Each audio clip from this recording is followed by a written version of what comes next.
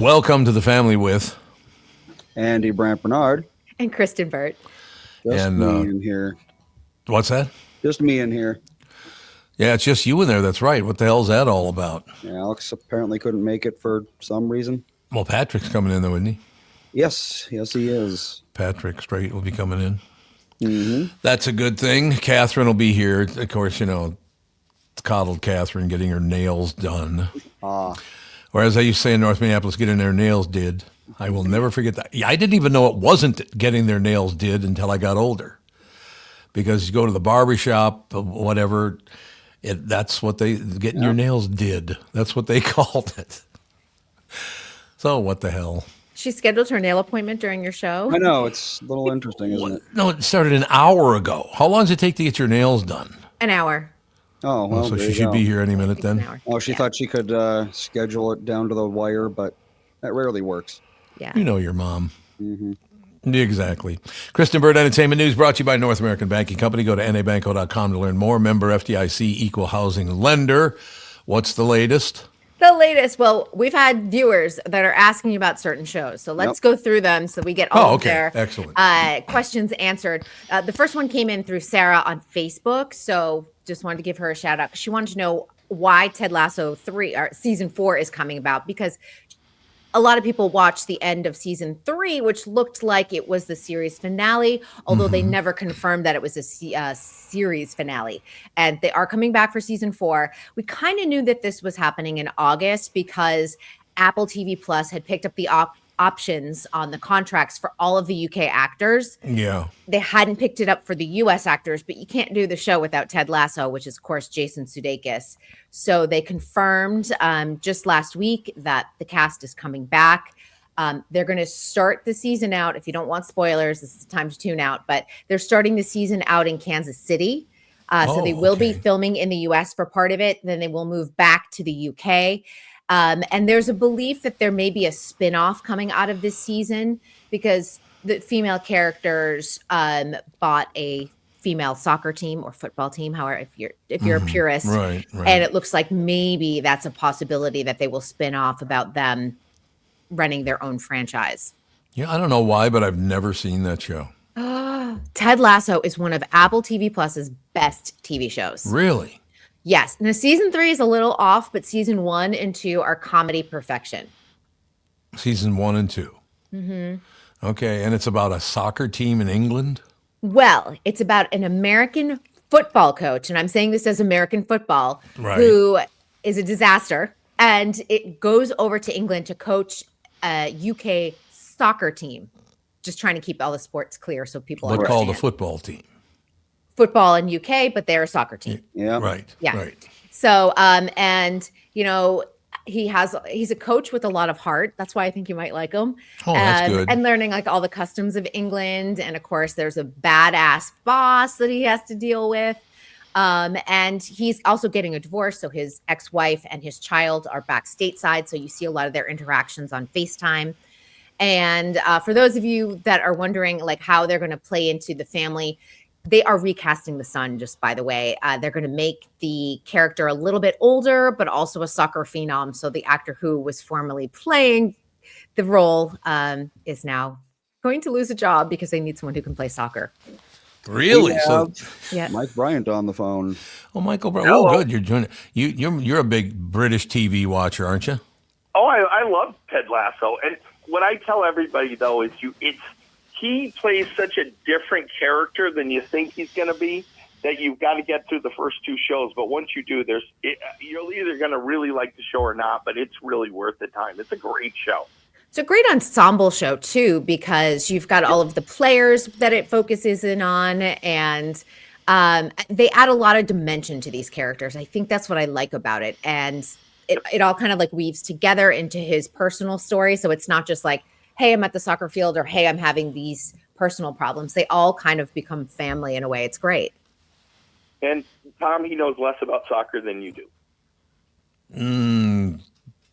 He knows less about soccer than I do. Yeah. Yep. Is that possible? I will guarantee that. Although one of my best friends was a professional goalie in soccer. Yep.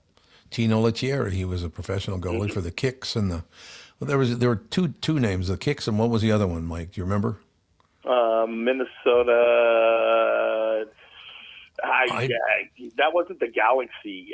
I don't remember. No, I can't remember. It had the Whitecaps, the Casters, the Strikers, the Steelers. He has his own Wikipedia page. Who Tino does? Yep. Big shot. That's his. Yeah, he was with the Montreal Casters, and then he was with the Minnesota Kicks. Then he went to the Vancouver Whitecaps, then back to Minnesota for the Strikers. Strikers, that would be the other Minnesota team. The Strikers, okay. Kristen, this was a guy born in the heel of the boot of Italy and left Italy when he was 12 years old to play soccer. Oh, wow. Moved to Montreal, Canada. Can you imagine leaving your family behind at 12 years old to move across the ocean? It happens with it happens with ballroom dancers. It happens with gymnasts. It happens a lot. Man, that would be. If I ever went to Toots when she was still alive and said, "Mom, I'm 12 years old. I'm moving to the heel of the boot of Italy." No, you're not. Like, that's it. Nope, you're not. You're not be going. That's all there is to it. But yeah, so it's the Strikers and the Kicks. Those are the two names of the soccer teams. Yep. I mean, I went to some games. Actually, I got to be honest with you. I don't know if this holds true because I've only been to a couple of soccer games in my life, professional soccer games. But some of the most rowdy, prickish fans on earth are soccer fans. What is that all about? They're a passionate bunch. Let's just put it that way. Yes, are they ever? Yeah, you'll get a little bit of that in the Ted Lasso series too. I think you'll really like it. I think you need to watch it. Walking into the stadium, this is back in the old Metropolitan Stadium where the Twins used to play, the old one out in Bloomington. And some guy thought it'd be a really funny idea to throw a firecracker at my mother. Oh. That didn't work out too well for him. That's terrible. This was the game? Yeah, it was before the game, when we were going into the stadium. As we were walking through the parking lot, some guy had obviously been drinking too much, threw a firecracker at my mother. Yeah. That's terrible. Yeah, nice sport. I like football, baseball, basketball. I hate because our teams suck so badly. Yeah, our team's Yes, it was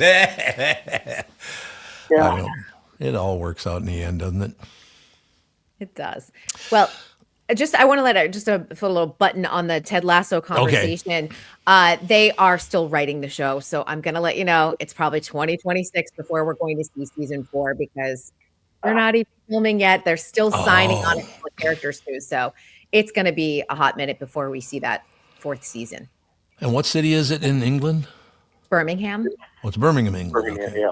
Yep. Okay. Yep. Mm-hmm. Very and nice. It's become such a tourist hotspot. People actually do Ted Lasso tours. They go and visit the pubs now and everything else. So it's been something fun for the community. They've made a lot of money off of Ted Lasso coming to town. You know what Catherine and I are going to do in July?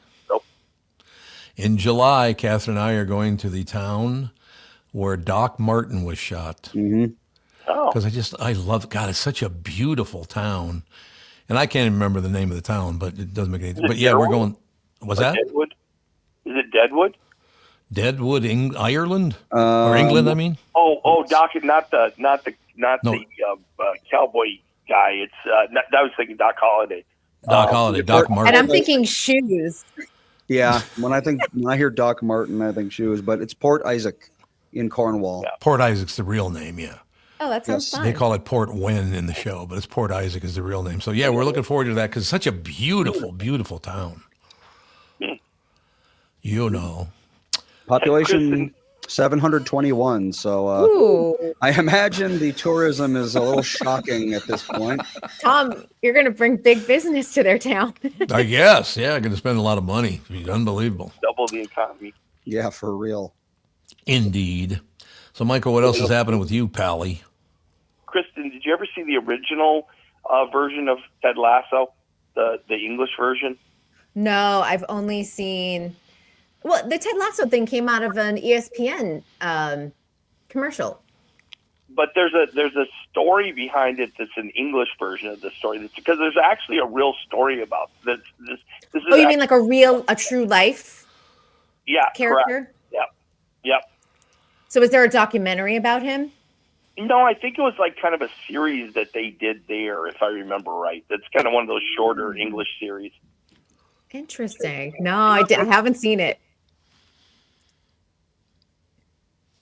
Kind of like The Office.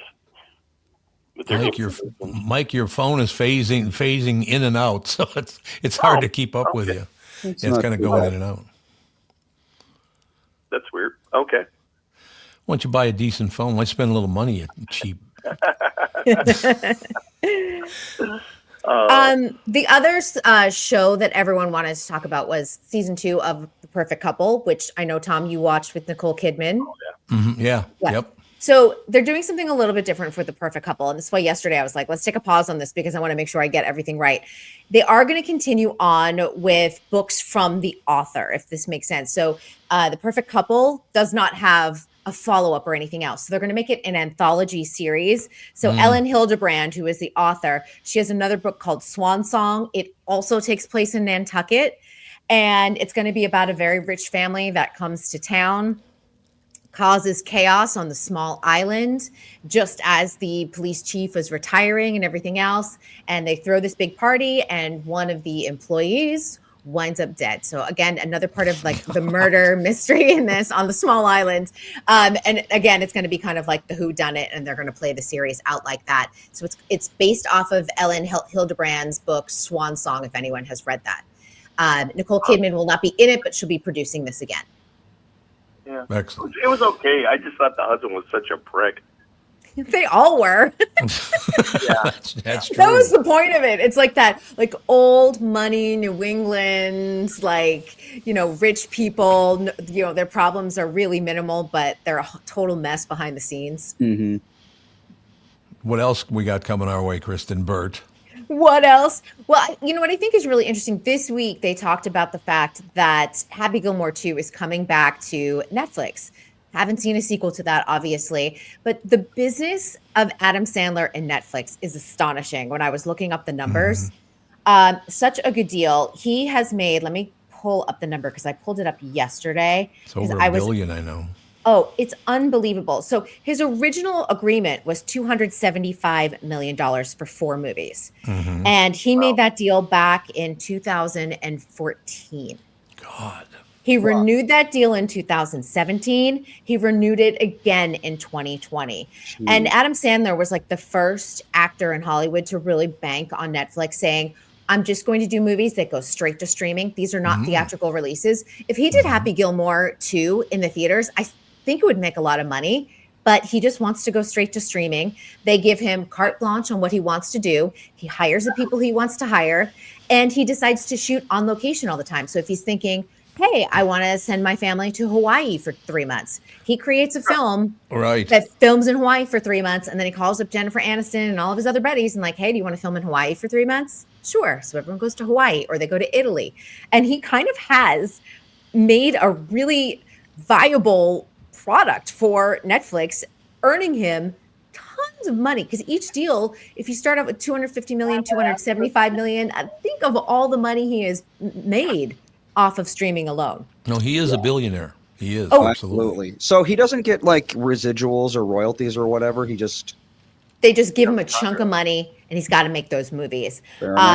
And the viewers have spent over 2 billion hours watching his movies. Wow. In God. 2023 alone, the Netflix deal, not anything else he made, earned him $73 million. Unbelievable. Just 1 year. It's a good gig if you can get it. Yeah, absolutely. We have to take a break here because Michael Bryant said he would not appear unless we ran his commercial first. Do it. We'll be right back right after this. From Bradshaw and Bryant, Michael Bryant. What's up, Allie? Oh, not much. Doing my usual thing of telling people they shouldn't be texting and driving. In Minnesota, you can't have your phone in your hands. You can use, hands-free, but you can't have your phone in your hand for whatever reason. And that's why they made the law the way they did, so that police officers could see a phone in your hand and you got no excuse for why you got it there. Do people know that that's the law? I hope so. I mean, they used to follow it, and then kind of COVID kind of made people forget. And now it's like a freewheeling world out there with cell phones. Let's say you get pulled over because you do have a phone in your hand and you're not watching where you're going. You got to be in pretty big trouble then, I would guess. Well, the first one's not as bad. It's the multiple ones, the problem. And once people start stacking them up, then they have a big problem. And then what we're doing in car accidents is we've started bringing motions for punitive damages, because I'm trying to use the civil law any way we can to stop this, because it needs to stop. Whenever I'd had any problems in my life, who was that I called again? It was like an MB, something like that. Bradshaw and Bryant. Ladies and gentlemen, let's take a second to talk about my bank. That'd be North American Banking Company, of course. You've heard me talking about them for a long time now. When they opened in 1998, they made a promise to deliver a better banking experience for their customers, where you know your banker and they know you. While a lot has changed since 1998, this commitment to being a true community bank in the Twin Cities has not. So if you're looking for a better banking experience, why not bank with my friends at North American Banking Company? Go to nabanco.com or stop by any one of their 6 Twin Cities locations. Member FDIC, equal housing lender.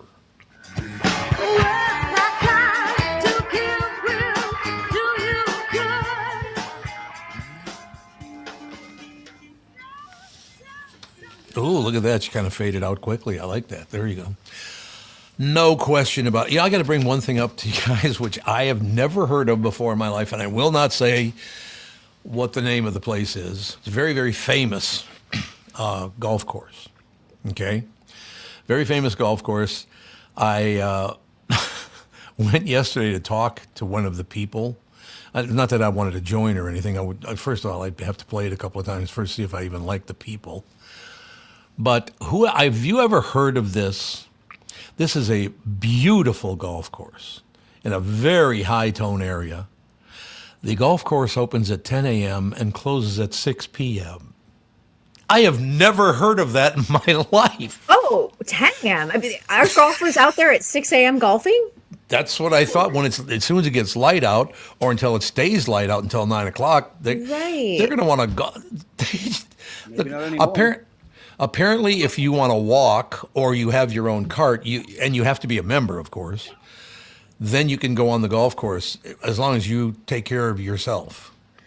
So it's only open for 8 hours? What? It's just clubhouse hours. Yeah, but there's nobody. When I was there last night at, I think, I visited at like 6:30 last night. There was no one on the golf course at 6:30 on a beautiful night. What are initiation fees and yearly dues? I'm curious. Do you know? Yearly dues are $40,000. Okay. And the initiation fee is $700,000. Oh, okay. Because I was like, 40,000 doesn't sound bad. But yeah, it's the initiation fee they get you on. $700,000. So you're basically paying for access for 8 hours a day? Right. Exactly. It's like, okay. I mean, I remember our neighborhood was in a country club, and we belonged to the country club, and we spent hours there in the summer. You go to the grill and get fries. My dad used the golf course. We took tennis lessons. We went swimming, but it was open. I mean, I felt like 6 a.m., 7 a.m., all the way through at least 9 p.m., I would guess. Yeah, I mean, it's light out now till about, I'd say 8:15, 8 o'clock certainly. Mm-hmm. So, I mean, it's light out from 8 a.m. to 8 p.m., 12 hours a day, and that's going to be 14 hours a day when it starts getting light out at 7 a.m. and stays light until 9 p.m. So, I mean, half the day it's light out, and unless you want to walk and carry your own clubs or have your own cart to pull, because you can't even use one of their carts because they're all locked up in the building.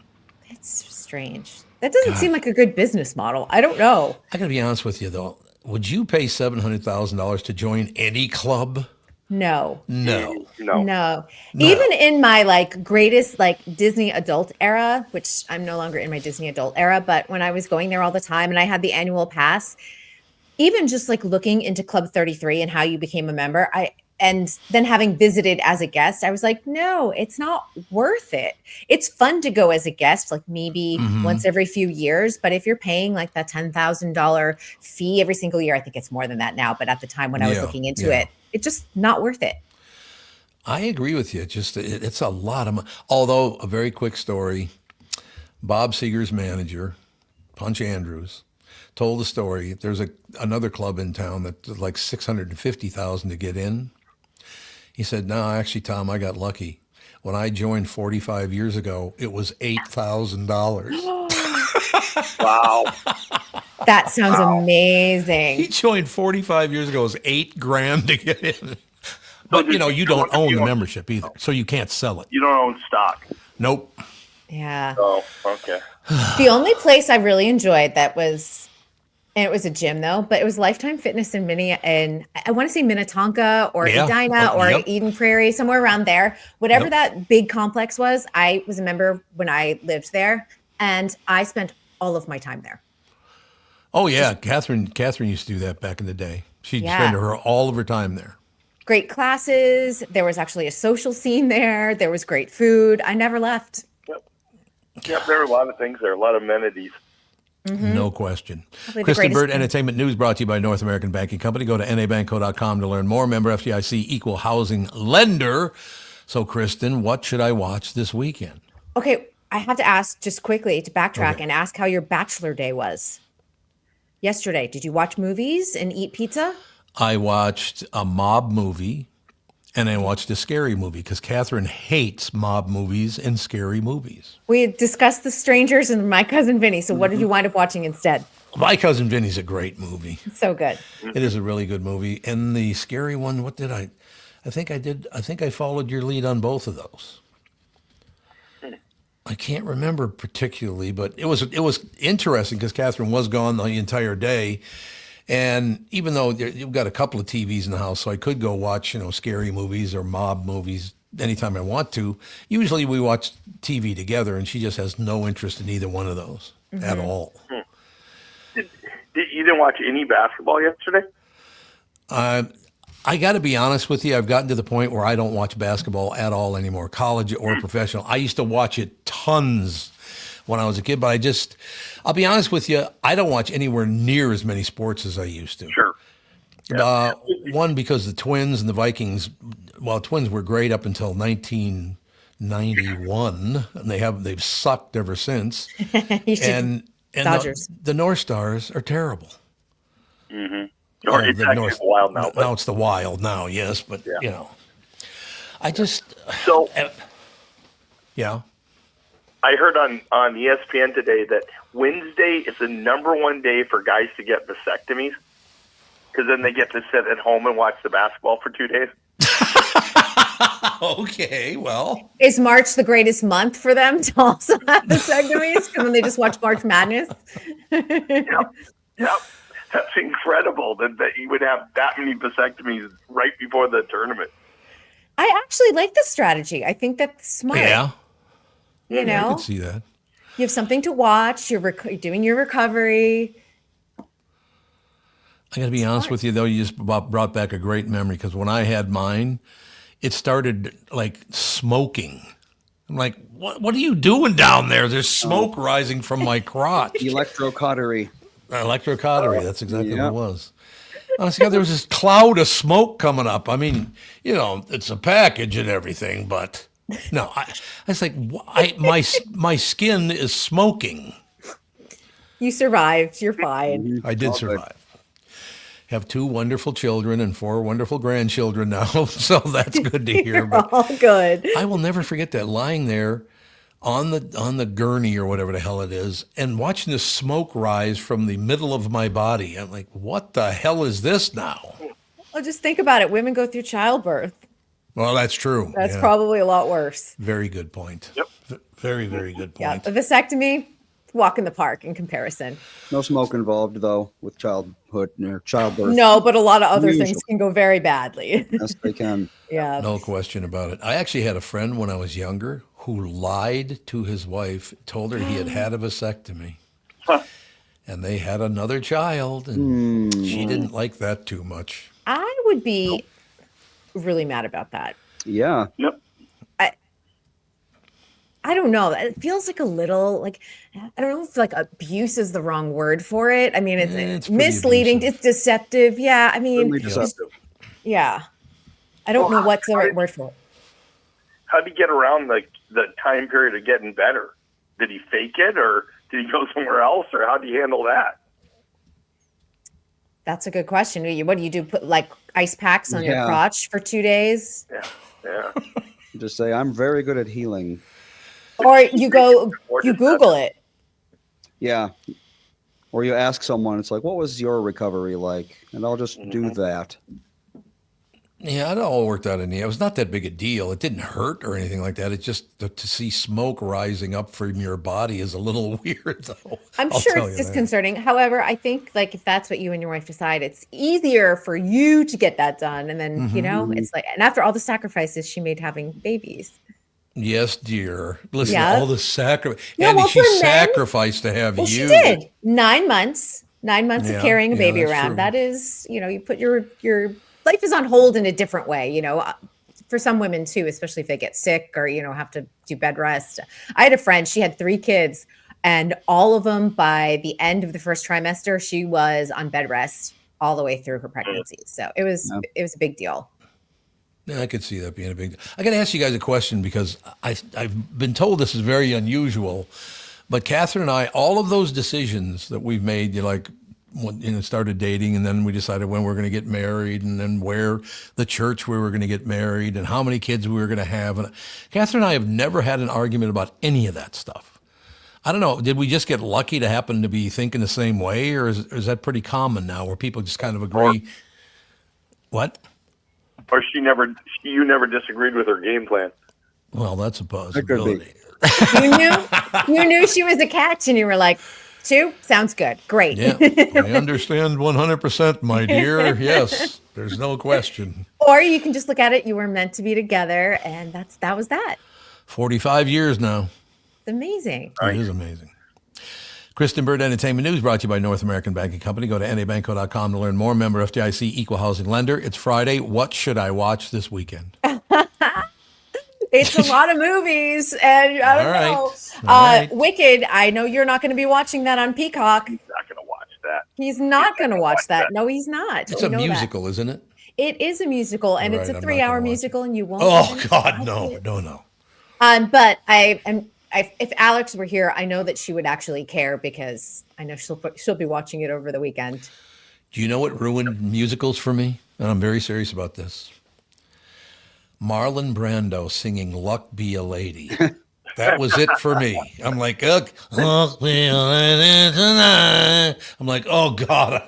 It is like Russell Crowe when he did Les Miserables. Yes. And I think, I think Russell Crowe was like, okay, I'm up for the challenge. Of course, the director's then like, everyone has to sing live in the film so that, it was live to tape, which probably was terrifying for him. And then it got Oscar recognition. And then he had to sing live at the Oscars. And there is a great clip out there. And the whole cast is rehearsing. You've got Hugh Jackman. You've got Amanda Seyfried. You've got all these people that can actually sing. Anne Hathaway, who won the Oscar for her role. And you see Russell Crowe. And people are like snapping the beat so he will stay on the beat when he has to sing his solo lines, and he is fighting for his life. And it probably is the same way Marlon Brando fought for his life when he filmed Guys and Dolls. It was just terrible.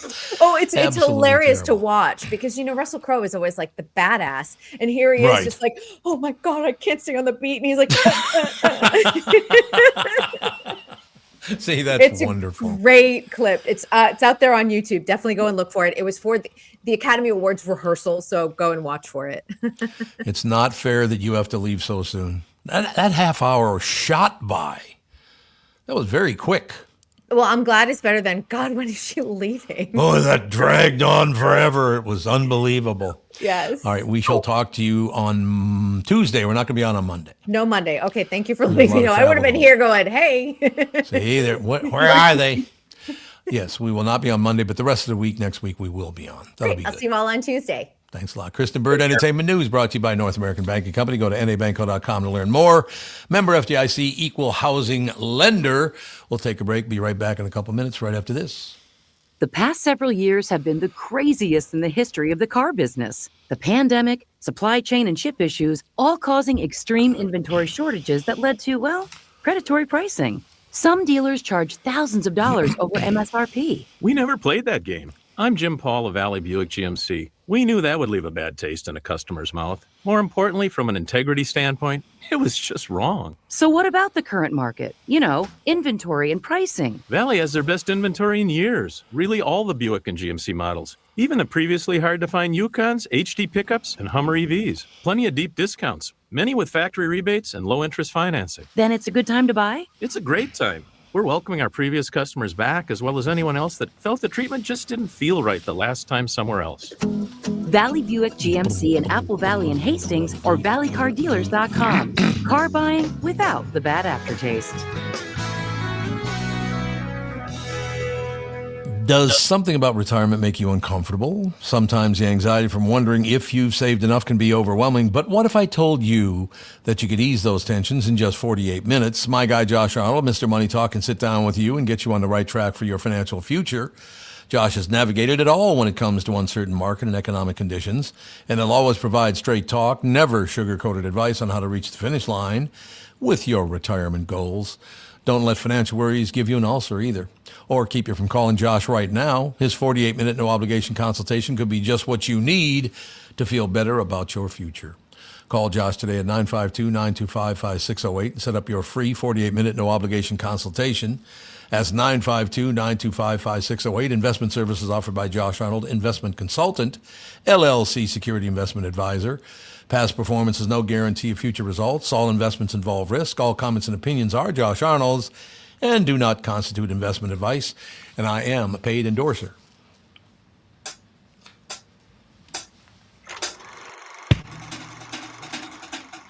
We are back, ladies and gentlemen. Today's show brought to you by Mr. Money Talk, Josh Arnold. As a matter of fact, call Josh today for your free 48-minute evaluation at 952-925-5608.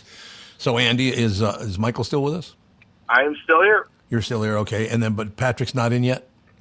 Not yet. I told him to be here around 11:05. So yeah, so it's a few minutes. So, Michael, what else is going on in your world? What are you doing? Well, I watched Gladiator 2, and I watched Craven the Hunter on the airplanes that I was on for the last couple of days. So those were okay. Did you see Gladiator 2? No. Okay, it was pretty good. It was decent. If you like Gladiator, it was the same kind of thing, but it was decent. It was a good movie. And then Craven the Hunter is a comic book movie, so you probably won't watch that one. But those are pretty good. And then yesterday I walked on glass and I broke an arrow with my neck. So I did both of the team building things yesterday. What do you mean you walked on glass? I came in. One of those firewalker guys came in and he brought in this thing of glass, and you walked on glass. No, what he means is he walked across a glass bridge. Yeah. No. It was broken shards of glass. You actually you step on them. I mean, it's more mental than it's anything else. But you step on them, you just can't move sideways, and they got to brush your feet off before you get off. So you don't. If you moved sideways or if you kind of jumped off, then you might get a shard in your foot. Oh, yeah. But other than that, it's more mental than anything. And then the arrow thing you put in right in your larynx, and the partner you have holds a board up that puts the other end on it, and then you walk forward and you snap it. So it's kind of interesting. It was an interesting activity. We have Patrick with us. Patrick, how are you? Good. How are you doing? Marvelous. We're just talking about Michael Bryant's on the phone with us right now. He's usually live in studio, but today he's on the phone, and he's talking about walking on glass and breaking an arrow with his neck. And so, normal Friday stuff. I get it. Spring break. So you've done it? Well, yeah. I mean, I did it on the way here. Come on, you got to do it to get into this building. St. Louis Park, man, it's getting dangerous out here. It's arrows and glass everywhere. I get it. Arrows and glass everywhere. There's no question. It's kind of like a Jonathan Frakes Beyond Belief episode where you walk across glass and break an arrow and everything turns out just fine in the end. So where and why were we walking across glass and breaking arrows with our feet? I mean, I don't want to cut into anybody else's time, but I'm curious now. No, it was kind of one of those team building things, and you broke it with your neck. You put the arrow part in your neck. It's not like sharp like an arrow. It's kind of more rounded. You put it in your neck, and then they hold a board up on the other end of it, and you walk forward and you snap it. So it goes in the middle of the snap. Ow. So it's not really in your neck. I mean, let's not get too much credit here. I mean, if it didn't puncture anything, I mean, what are we really doing? I love it. I But love it it. was real Today, glass. It was a real piece of glass. All right, there you go. you half credit. I'll give you that. Okay. I've never done I've heard of people doing those things, those exercises and all that stuff, but I don't think in radio, because my entire life since I was 18 years old, I've either been in voiceover or radio, and they don't do that stuff. It's like, no, just give me my check. I'm leaving. There's no walking on hot coals in radio. No. Oh, no, I guess Other than being around GMs and sales managers, that's worse than walking on hot coals, to tell you the truth. Jesus, pal. You know what amazes me about that business, and this is all I'll say about it, is that people in charge have no idea how the hell radio works. They could never do it themselves. They have no clue on how to do it. Why would they be in charge? No, I understand being in charge of a sales department, but in charge of the whole thing. Although Mark Steinmetz did a great job. He was a GM of KQ when I started there 40 years ago, and he did a nice job. But most of them get in the way every chance they get. It's like, would you shut up and go away? You have no idea what the hell you're talking. It was like, Patrick, in your job, do people tell you what to do? Oh, constantly. Everybody tells me what to do. In my job, my personal life, everything, man. I've got kids tell me what to do. Everybody tells me what to do. I suppose. Everybody needs to, like you said, everybody needs to shut up and get out of my way. I like that. That's going to be my new mantra for 2025. That's it. So now, where do you live? Me? I live out in Egan now. Oh, in Egan. Okay. Yes. You like that, though, don't you? You know, it's okay. I mean, it's if you really want to feel like you got dropped in the middle of a field and they built a Chipotle, hey man, Egan's the place. But not a bad choice. Chipotle is a good shot. There you go. We like Chipotle. Yeah, no, I mean, I did I lived downtown. I did all the cool young guy stuff, and now I'm out there in Egan. I'm coaching basketball, and I'm watching my neighbors watch me through the windows and stuff. So you know, it's Egan. It's Egan. It's good. God, where I was trying to think of where Alex's kids play. It's not. I think it's in Egan and Bloomington. I think, but he's he's only like 6 years old though, so he's just starting out. Oh well, my kids are 9, and he would still probably school my kids, so that's fine. Oh, you think so? Oh, we were bad. We were bad, Tom. We were not good. No dunking. Oh no! I mean, if they could just get up the court, that would be a great start. I mean, dunking. Yeah. We had one kid score on the wrong hoop. So, yeah, I mean, it was fourth grade basketball at its finest. That's what Egan Athletics is bringing to the table. All right, Patrick, this will make you feel better. In 8th grade at St. Anne's in North Minneapolis, I was the backup center. And by backup, I mean back up. Okay. Because our center in 8th grade was Jim Brown, and Jim Brown was 6'2" in 8th grade. Wow. So my whole job was to go in and give Jim Brown a rest, and the whole time I'd be hanging on the other center. In other words, making him, because I was big and broad, I was like 5'10", something like 5'11", maybe. But I would hang on the guy and make him tired as hell, so when Jim Brown came back in, the guy would be exhausted. So at the end of the year, they're giving out the awards at St. Anne's School, 26th Avenue North in North Minneapolis, and they go, Jim Brown, you've done a wonderful job. You're a great center. Bob Tyson, our starting guard. Bob bringing that ball down the court, fantastic. Guy Laurent, maybe the best forward in our entire league.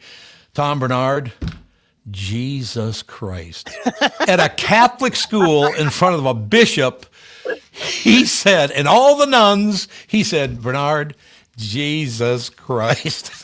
I will never forget that. How do you remember these people's names 60 years later? This is an impressive. You're really running the stats. I am impressed with that too. I'm 20 years out of high school now, and I could name 3 people in the entire school, maybe.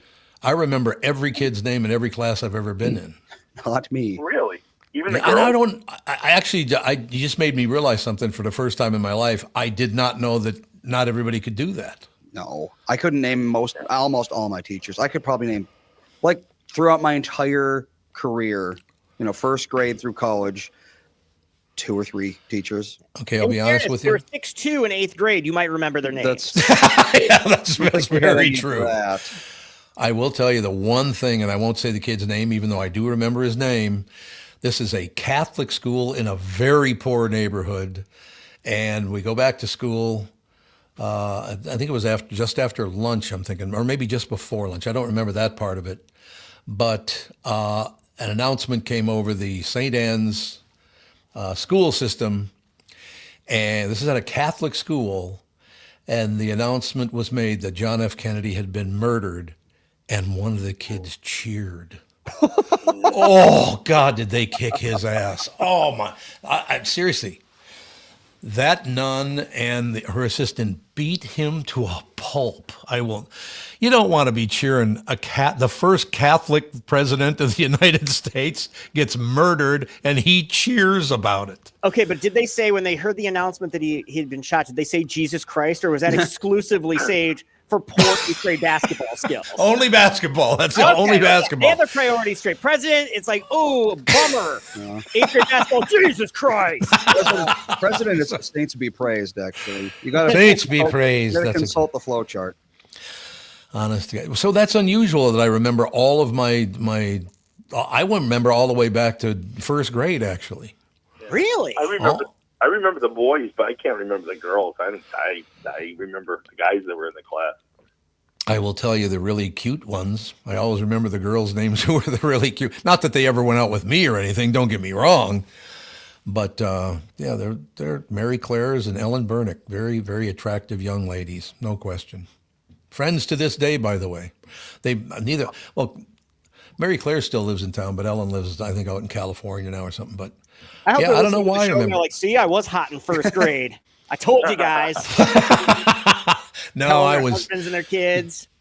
No, believe me, it was the stiff arm. Tom, why don't you wait over there? Then, so I can't prove it, but yeah, there you go. So what else is happening, Patrick? What you up to? Just excited. Got the new book coming out here. The History of Acme Comedy Company. Home Club comes out next Tuesday. That's the one you wrote? Yes, that's the one I wrote. I'm going to that I got tickets for that last week. Awesome. No, that's great. I'll see you there. Yeah, we're doing the big book party release on Wednesday at Acme. It's going to be a wild time. We're having Lewis Lee is actually going to get on stage. No. Last time, wow, only time. Really? Yes. It's gonna be Lewis is getting on stage.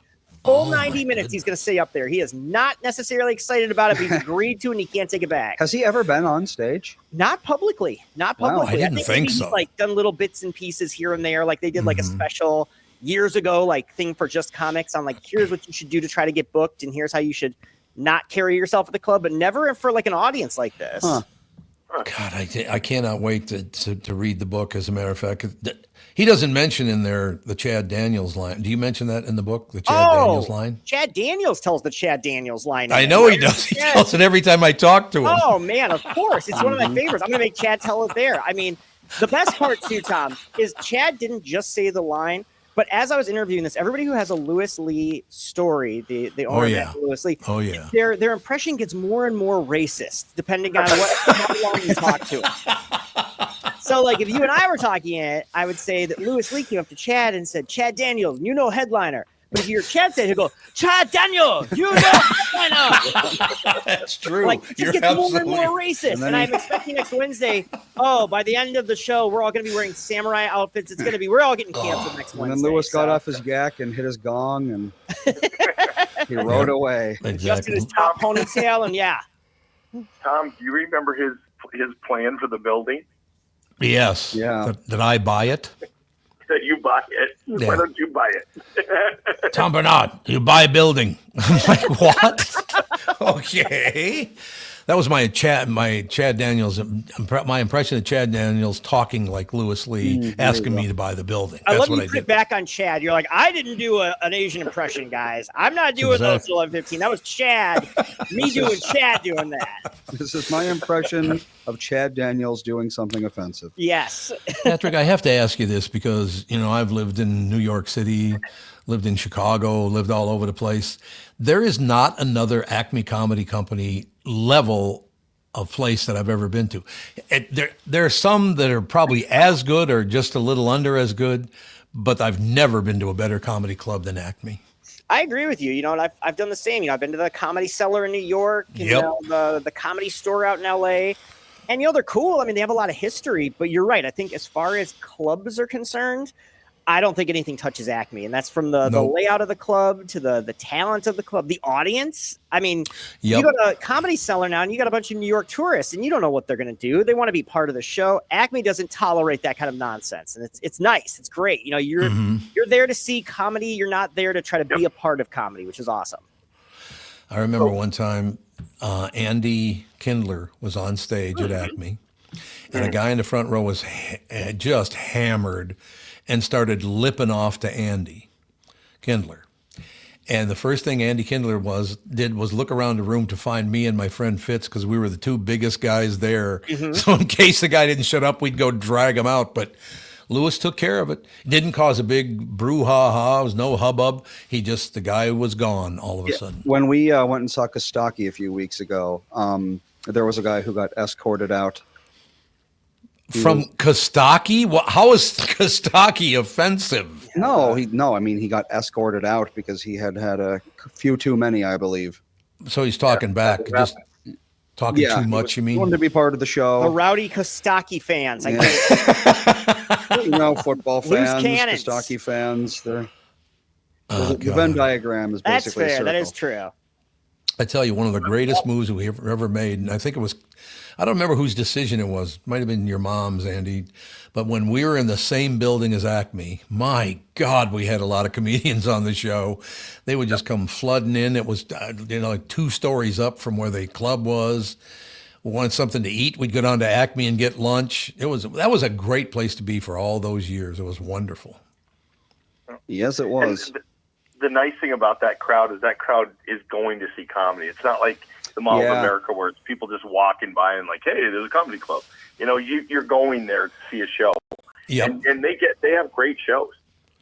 Oh yeah, every show's a great show. I mean, it's nice because it's one of the few places where I feel like even if you don't know who it is on stage, if you've never heard of the comic before, they're going to be good because if Acme's going to bring them there, they're going to be a quality crowd, or they're going to be a quality comic. And wasn't always the case, as I learned from doing the book. They had plenty of literal clowns. They had people doing animal impressions, whatever they could do to get people on stage in the early days. But these days, we are spoiled by knowing that if you go to an Acme show, it's going to be a quality comedy show. But it's kind of wild to think that it used to be the Chuckle Hut. What you could do to try to get people in the door, and just anything to keep them entertained for 90 minutes.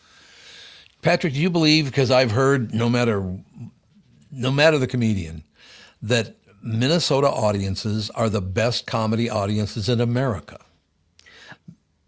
I believe that. Yeah. You do believe it. Good. I do. I think so. I mean, I think the nice thing about the audience is, and I hate to use this because it sounds so like uppity and condescending, but it's a smart audience. And what I mean by that is they know if you're really trying to do something unique. They know if you as a comic are trying to do something that's creative and different and you're trying to push it. So even if it sucks, they're willing to go along for the ride because they're like, well, this is going to be something different. Where if you get up there and you do, some of your 45 minutes of road material that everybody's heard in every town before, it might be funny, but they're not as impressed with you. And I think knowing that the crowd knows the difference is a huge, huge deal that you get at Acme. And, like you said, some of the other maybe clubs that attract a different clientele or more tourists or something, they don't care. They want to, they want to be entertained for their 90 minutes that they're there, and they want to go on their way. But Acme crowds want to see comedy, like you said. Yeah, they do. Want to see something different, and I think that is something special. I think that's something you don't get at a lot of places, and that's credit to Lewis Lee, because I think a lot of that's something that doesn't happen overnight. That's taken decades to make that happen. No question, but he never did try to. He tried to, but he never talked me into buying the building. No, he didn't. He did not. Tom, did he ever convince you to ever try to get on stage? Did you ever think about trying to do stand-up in your life? I mean, you talked to so many comics. Did that ever cross your mind? No, it really never has, because I've been in radio since I was 18, and then I did voiceover for a number of years. And I was working at Capitol Records for 7 or 8 years while I was doing voiceover. So I never really had the time. I don't know. It's one of those situations I thought about it a lot. I am very, very impressed with good comedians. There's something in that brain of a comedian that works differently than everybody else. They observe things differently. And I think it is observation. They see things differently than everybody else does. If they're really, really good, they don't see. Look, if a car drives down the street, you and I see a car driving down the street, they see something else. The color, how fast they're going. They observe everything. Oh, yeah. It's fantastic. You held your own, though, in your roast when you got up and gave your speech after the comedian. Well, that's nice of you to say. No, you did. Thank you. Didn't I just say go F off, all of you? Isn't that all I said? No, you did more than that. It was a short little. It was almost like an opening act. You did like a very solid little 5 minutes. You know what I was going to do, and I believe you were in the crowd when I was named to the National Radio Hall of Fame in Chicago. I went down there, and when I walked on stage, I began to do a Rodney Dangerfield impression, because that's what I was going to do the whole time I was up there. And I realized, oh, God, I can't do that. So I just said, hey, what a crowd. I did that whole deal. But I never did. I was going to do it, but I decided, no. And the reason I did that, by the way, I decided I wouldn't do it, because the guy just before me was up there about an hour and a half. Oh, my God, it was boring. Was he then at one time on a Tuesday. He just felt like the crowd. Was it comedy? Was he doing 90 minutes of comedy? No, talking about himself. Oh, yeah. That's even better. Oh, yeah, I know what you're talking about now. You remember that, Andy? Yeah. Oh, God. And he was going page after page after page. It was like, oh, my God. Why don't we take a break here? We'll be right back. Today's show brought to you by Mr. Money Talk Josh Arnold. Call Josh today for your free 48-minute evaluation, 952-925-5608. Patrick, the book is available everywhere, correct? It is available this coming Tuesday. March 25th. Okay. You got it. Yep. Excellent. We'll be right back with now, Michael, you going to stick with us for the last 10, 15 minutes? All right, Patrick. Andy's here. We'll be right back right after this. Does thinking about retirement make you uncomfortable? Sometimes the anxiety for wondering if you saved enough can be overwhelming. But what if I told you that you could ease those tensions in just 48 minutes? My guy, Josh Arnold, Mr. Money Talk, can sit down with you and get you on the right track for your financial future. Josh has navigated it all when it comes to uncertain market and economic conditions, and he'll always provide straight talk. Never sugar-coated advice on how to reach the finish line with your retirement goals. Don't let your financial worries give you an ulcer or keep you from calling Josh right now. His 48-minute no-obligation consultation could be just what you need to feel better about your future. Call Josh today at 952-925-5608. Set up your free 48-minute no-obligation consultation. That's 952-925-5608. Investment services offered by Josh Arnold Investment Consultant, LLC Security Investment Advisor. Past performance is no guarantee of future results. All investments must involve risk. You know that. All comments and opinions of Josh Arnold do not constitute investment advice. I am a paid endorser. Let's take a second to talk about my bank. That'd be North American Banking Company. You've heard me talking about them for a long time now. When they opened in 1998, they made a promise to deliver a better banking experience for their customers, where you know your banker and they know you. Well, a lot has changed since 1998. This commitment to being a true community bank in the Twin Cities has not. So if you're looking for a better banking experience, why not bank with my friends at North American Banking Company? Go to nabanco.com or stop by any one of their 6 Twin Cities locations. Member FDIC, equal housing lender. Today's show brought to you by Mr. Money Talk Josh Arnold. Call Josh today for your free 48-minute evaluation at 952-925-5608. Patrick Strait. Charlie in the chat wants to know if your book is going to get an audio version. Oh man, I mean, I do think that people want to hear either the sweet sounds of my voice or Lewis Lee doing it in very broken English. I think I love it. Hear a whole book. Have Chad do it for Lewis Lee. That would actually. There you go. Reading the entire book. I'm gonna run it by him. Chad is gonna be a part of the big release party on Wednesday, so I will run that by him. And I know for a fact that he's got some stuff planned. I cannot wait, but I know he is coming prepared on Wednesday. How many chapters are there? Gosh, you're gonna put me on the spot here. I want to say there's about 17 chapters. So you could have like Cy do a chapter, you could have Chad do a chapter, you could have Josh Weinstein there we go. do it. You could that would be awesome. That actually would be really cool. Actually, I didn't think. See, this is. There you go. I need management. I need representation. How about if I do this? How about if you get Andy Kindler to do one section and then I'll harass him behind him the whole time he's reading it. Now we're talking. Yes, I mean, I think you got to hear a heckler on the track to get the real experience. Exactly. You know? I wonder how many audiobooks have hecklers out there. Can't be many. Probably not enough. You know, that's why they invented podcasts, because people are like, I want to talk over somebody while they're trying to read something. Patrick, how did this get all lined up? How did Lewis come to you and say, Patrick, we need a book about the club? How did it start? No, and a lot of credit to Lewis, because he didn't have to do this. I mean, Acme's reputation is so solidified. So for me, it started, and I came on the show years ago. I wrote a book a few years ago about the history of Twin Cities stand-up comedy called Funny Thing About Minnesota. And it was, Scott Hansen and Louis Anderson and Jeff Turbino and Alex Cole and Bill Bauer and all those guys. And in the course of the book, it went from the 70s to the 2000s. And I had talked to Lewis. Lewis and I had known each other for a long time, but I talked to Lewis. We talked about Acme's kind of contributions. And while I was talking to him, I said, this is kind of, there's a story within the story here. I mean, it's kind of like, if you're talking about, to make a comparison, it's like if you write a book about Minnesota music and then having a book about First Avenue, there's a whole other story happening inside that club. And that's what I felt at Acme. So I actually came to Lewis and said, hey, I want to do this story. Like, I want to tell the story. I want to talk about it. And of course, Lewis Lee, being Lewis Lee, who is very much not somebody who likes to be the center of attention, said, okay, as long as it's about the club, I don't want it to be about me. And it is absolutely about Lewis Lee now. So he did not get what he wanted out of that deal. But no, it was really cool. And credit to him as well, because he said, okay, that I'm open to that. And he said, well, come back to me and tell me what you're thinking. So I wrote kind of an outline, and I brought it to Lewis, and he looked at it and he goes, it's not good enough. You can do better.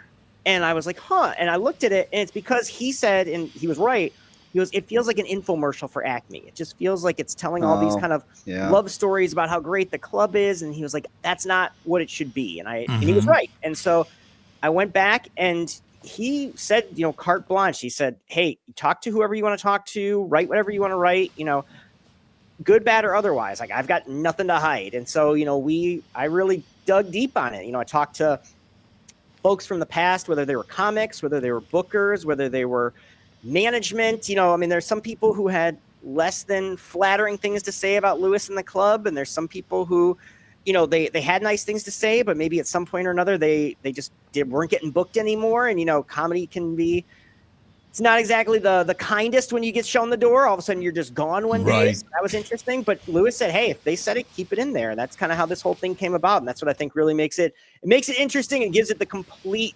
picture of what Acme Comedy Company is and who Lewis Lee is. See, I have a difficult time anybody would have anything negative to say about Acme. I've been to many, many clubs, like I said, in Los Angeles, Chicago, New York, all over Florida, all the rest of it. There is no better place. There are some places they're, pretty closely even, but I've never been to a club that's better than Acme. Acme's put together beautifully. I'll say one bad thing about Acme. I tried to hunt a Roadrunner with their dynamite one time. It blew up right in my face. That was it. I had to climb out of the crater. It was horrible. Acme Dynamite and Acme Comedy, same thing, no question. Did you interview the gal that went to the bathroom in the garbage can? I'm sure she doesn't have much good to say about Acme. I talk to her? No, but what I love, that's going to be my next book. It's going to be called In the Trash Can, My Life at Acme. And it's just going to be about her and how we got to that point. But no, it's funny, though, because you talk to people. And one of the folks who I interviewed for the book was Doug Stanhope.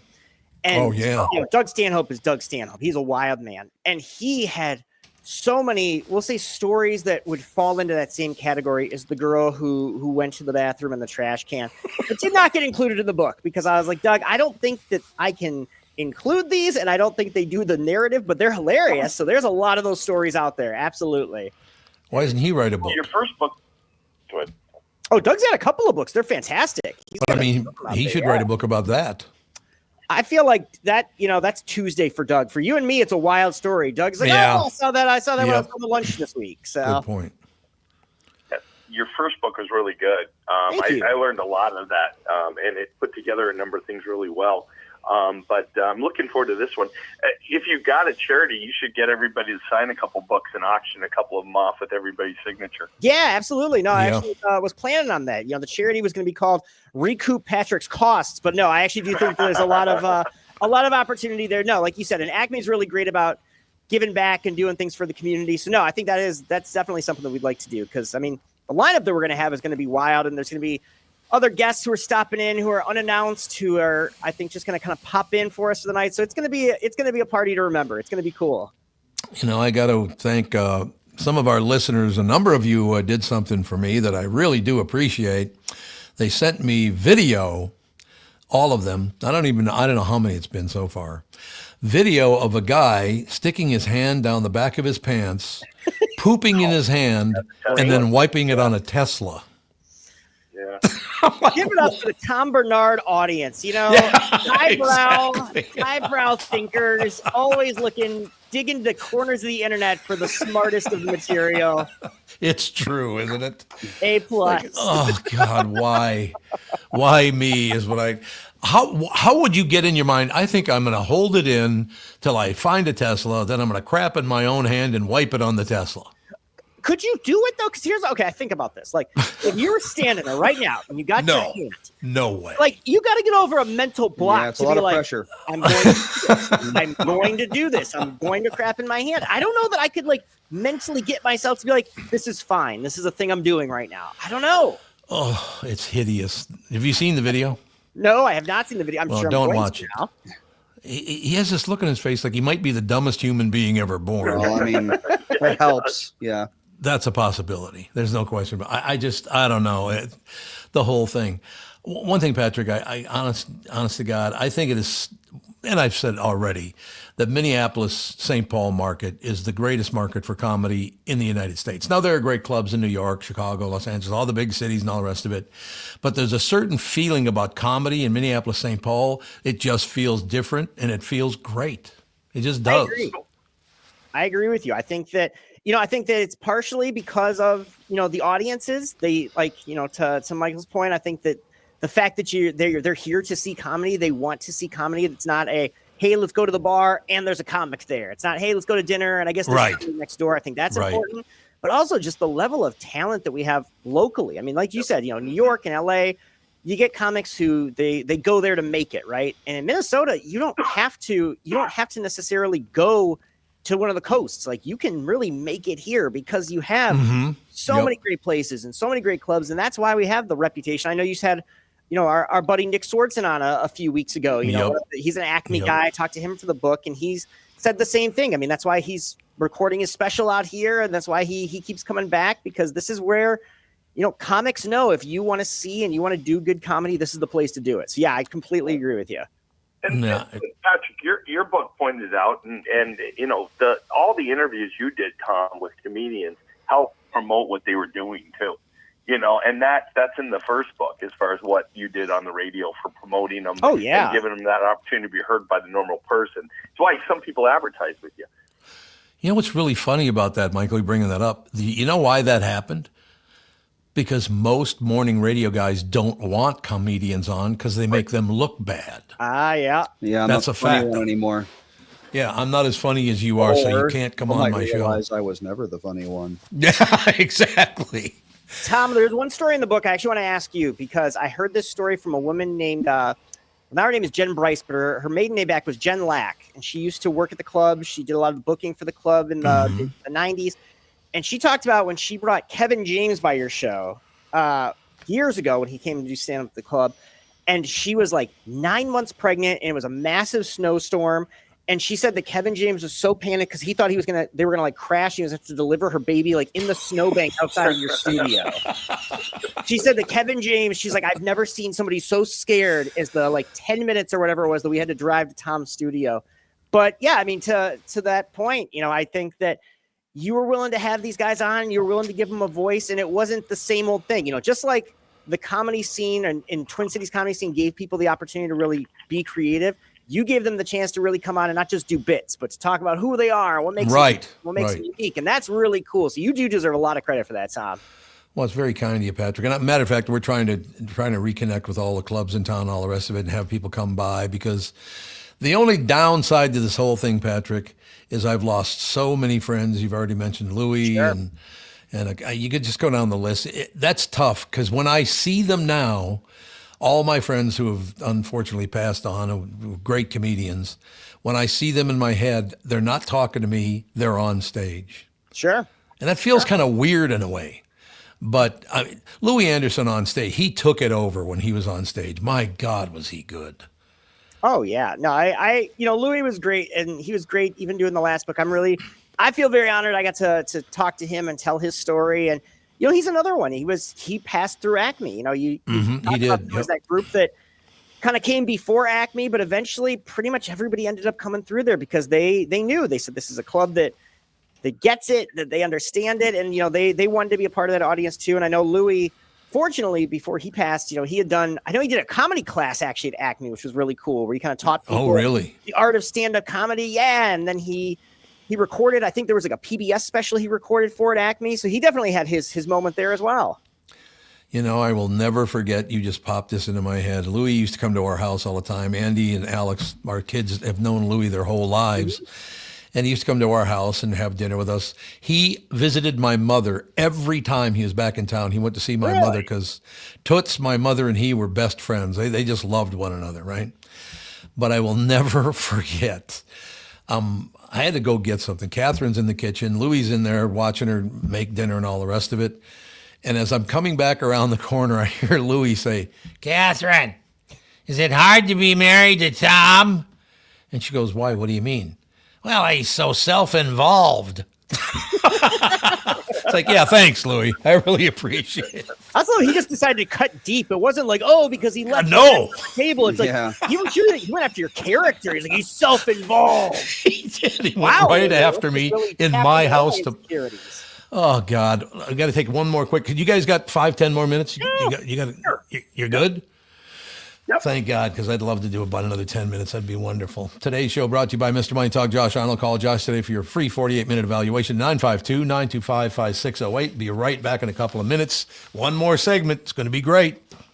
Does thinking about retirement make you uncomfortable? Sometimes the anxiety for wondering if you saved enough can be overwhelming. But what if I told you that you could ease those tensions in just 48 minutes? My guy, Josh Arnold, Mr. Money Talk, can sit down with you and get you on the right track for your financial future. Josh has navigated it all when it comes to uncertain market and economic conditions, and he'll always provide straight talk.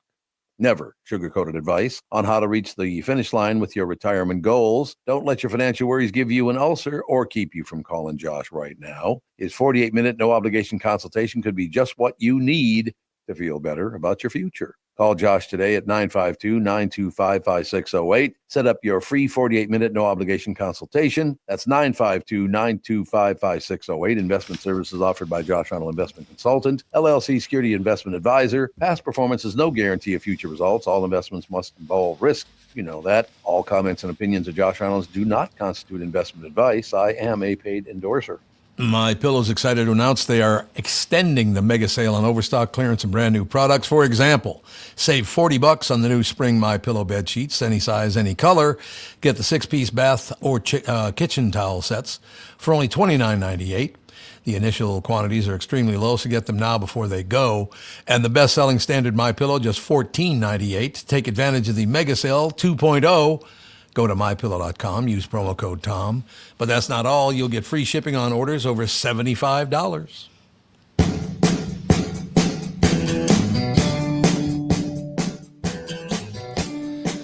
We are back, ladies and gentlemen. One thing I got to say as we go back into this, that's one thing about doing podcasts. It's been how many years now, Andy? Like 14, 15 years or something? It's going to be 13 this September. 13 years, wow. Okay.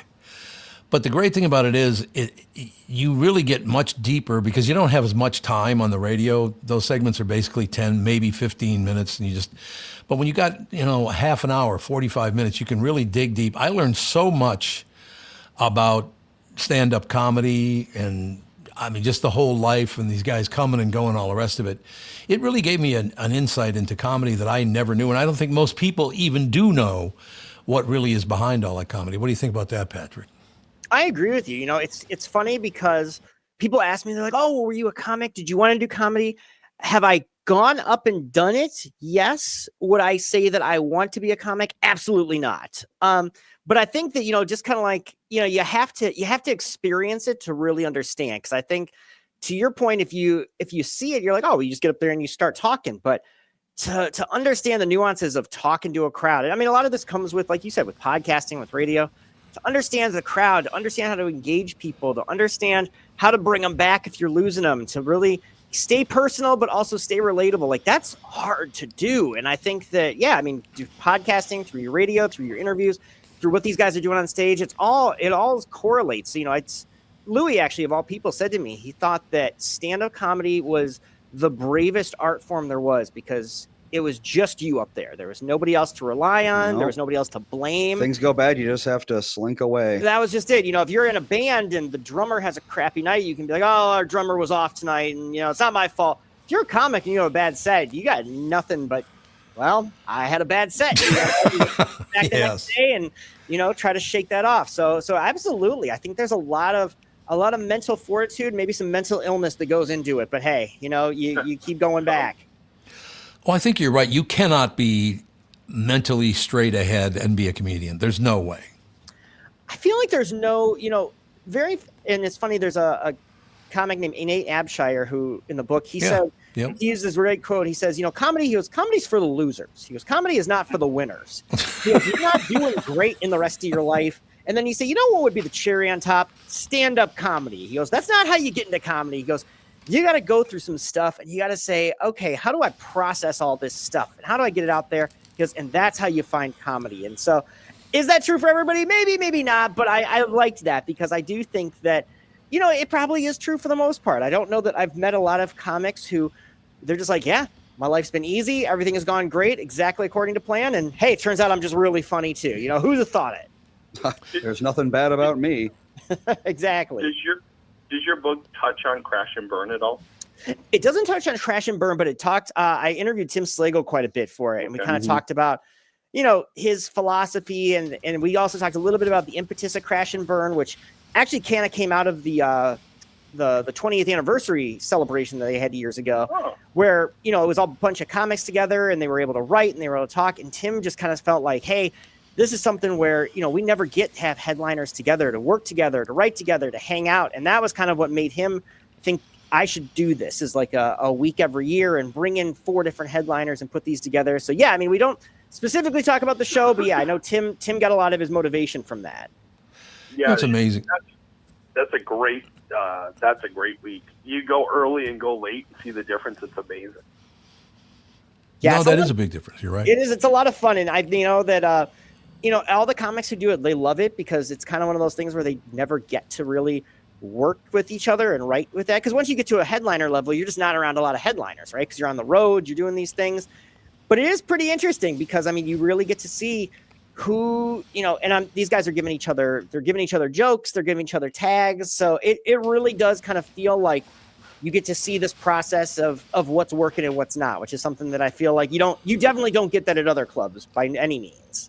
No, that is very true. You know, one thing, I know we're coming to an end here because everybody's got other things to do and all the rest of it, but it reminded me of something that I haven't thought about in a while. Back on the KQRS morning show, we at one point, for many, many years, were the #1 rated morning show in America. We had a 40 share, and people had never even heard it. I mean, I suppose back in the AM days when there were 2 AM stations in town, you could probably have a 40 share then. And Boone and Erickson did really well on CCO too, by the way. They had a huge number. I don't think the Super Bowl is a 40 share anymore, but yeah. No, I don't honestly think it is. I don't think so. Actually. That's probably true. But the big part of that, and the reason I even bring that up, we had a 40 share on that morning show, and the by far biggest number was on Friday, because we brought in comedians, because nobody else would do it.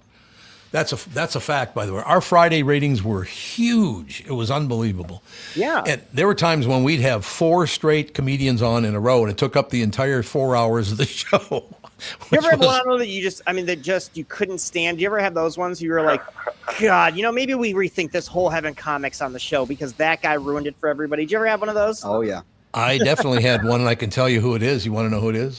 Of course I want to know who it is. Joe Rogan. What a pain in the ass that man is. Oh, really? God, he's not funny in the least, first of all. Wow, I agree with you 100% here, but wow, that's crazy. No, he was such a prick. I don't, you know, he's just another one of those guys. I don't know what his deal is.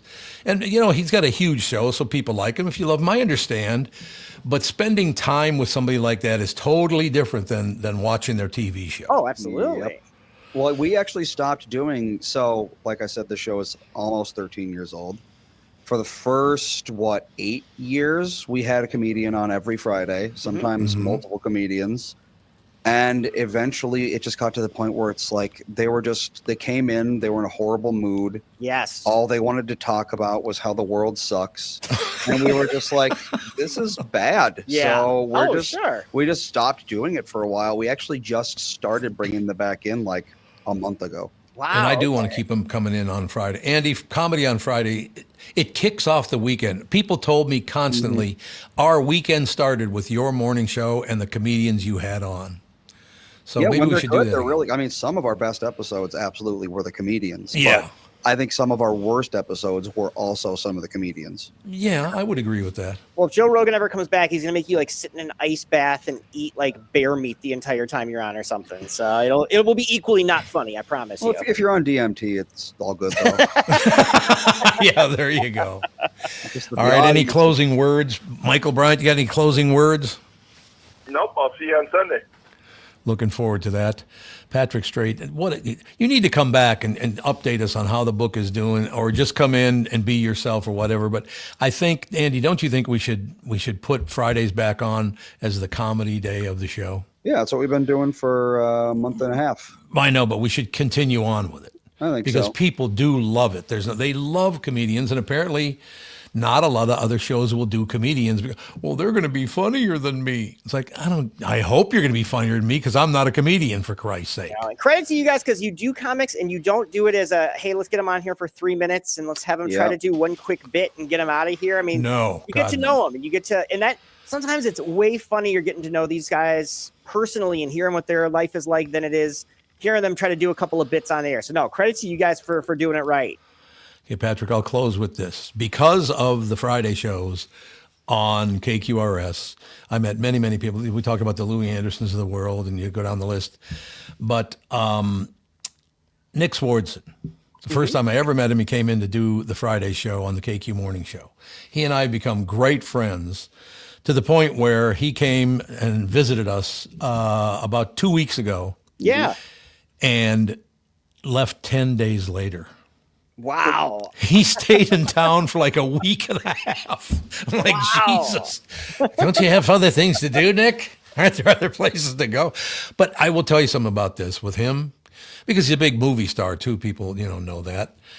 No matter where you went with him, and I don't know what the deal is, but beautiful women love Nick Swardson. Yeah, I can see that. I can see it. They do. They love him. Absolutely. Which I think is very, very cool. But it's funny. Speaking of like one last thing, I promise I'll let you have the last word. But Nick actually told me a great story, and I put it in the book because I didn't know where else to put it, but I had to tell it. He did a show at Acme on his birthday, and he was being Nick, so he ordered 8 shots, and they brought him at the stage, and he goes, and as they brought me this tray, he goes, I realized that's probably too many shots for me to just be doing up here. Like, this looks weird. So he invited audience members. He goes, shot with me. And it turned into like the Iggy Pop of comedy. Like, people just bull rushing the stage to do shots with Nick Swardson.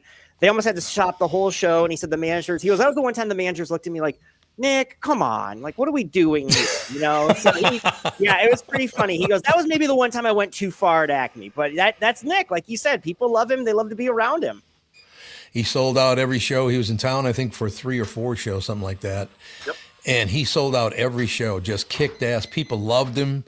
I sat in the audience for one of the shows just to see how that felt. Mm-hmm. They loved Nick Swardson. And so that all started because of having comedy shows. Nobody else would do it, I guess. I mean, Bob Hope would be on the TCO morning show about once every 3 years or something. But we started doing it every Friday, and we're going to get back to doing it every Friday. So, Patrick, please let Lewis know. We'll be reaching out to him and all the other comedy people in town. Mom having trouble with the door there? Or? I had the same trouble a couple of days ago. They have to have somebody, for some reason, that will not unlock. I think you need a new battery is what I think. wasn't going to say it, but I mean, we all noticed it. We were all wondering. Catherine, everybody wants to know if you had to kick the door down. She did. She had to kick the door There down. you go. Patrick, please do come back because I'd love to talk more about this book. I really would. I love it. See you Wednesday, Patrick. Hey, we'll see you there. Yeah. Thank you so much. All right, that's going to do it. Have a great weekend. Bye. Bye. Bye.